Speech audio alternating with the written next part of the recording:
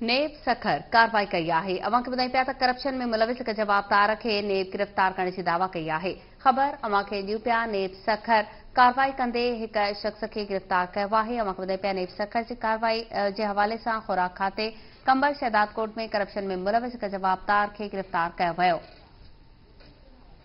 नेब कार्रवाई कंदे 4 अरब रुपयनि जी करप्शन जी जांच में मुलविस मिल मालिक आफ्ताब सीलरो खे गिरफ़्तार करे वरितो आहे।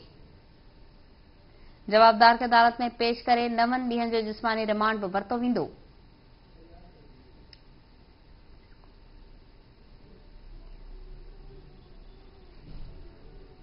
गिरफ़्तार थियल जवाबदार खे नेब हेडक्वार्टर मुंतक़िल कयो वियो आहे। नेब सखर कार्रवाई कई है। खुराक खाते कंबर शहदाद कोट में करप्शन में मुलविस हिक जवाबदार खे गिरफ़्तार कयो आहे। तफ़सील मालूम कंदासीं। लाइन ते मौजूद आहे अनस खांगरो। जी अनस। जी सभा बिल्कुल नेब सखर की टीम कार्रवाई करे करप्शन जांच केस में एक जवाबदार के गिरफ्तार करे वरतो है। जवाबदार के अदालत में पेश करे जो सो जिस्मानी रिमांड पिण वरतो वियो है। नेब सखर की टीम IO वलीउल्लाह फुलपोटो की क़यादत में शहदाद कोट वाले इलाके में छापो हणी 4 अरब रुपयनि की खुराक खाते करप्शन जांच केस में एक जवाबदार फ्लोर मिल्स मालिक आफ्ताब अहमद सेलरो के गिरफ्तार करे वरतो है। नेब की टीम आफ्ताब अहमद के कंबर शहदाद कोट में खणी अज सखर के अदालत में पेश किया। इंसाफ अदालत जो जज मोकल ते होने सबब वेकेशन होने सबब बैंकिंग कोर्ट धन के कोर्ट में जो है सो जज आदो पेश करे जिस्मानी रिमांड की इस्तदा कई वही।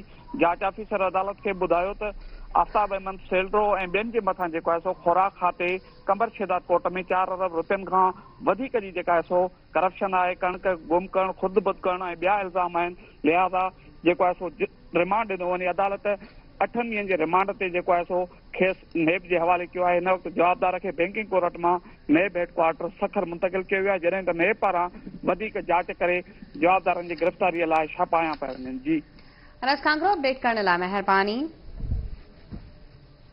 नेब सखर की कार्रवाई खुराक खाते कंबर शहदाद कोट में करप्शन में मुलविस एक जवाबदार के गिरफ़्तार करे वरितो।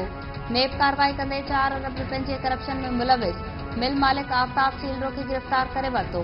नेब अमलदारनि चयो त जवाबदारनि खे अदालत में पेश करे जिस्मानी रिमांड वरितो वेंदो।